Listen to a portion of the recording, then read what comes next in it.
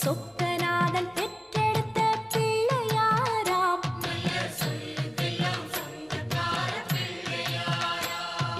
கைலாய மலைய விட்டு தெற்கே வந்தாராம். இந்த பிள்ளையாரு பட்டி கண்டு இருந்து விட்டாராம்.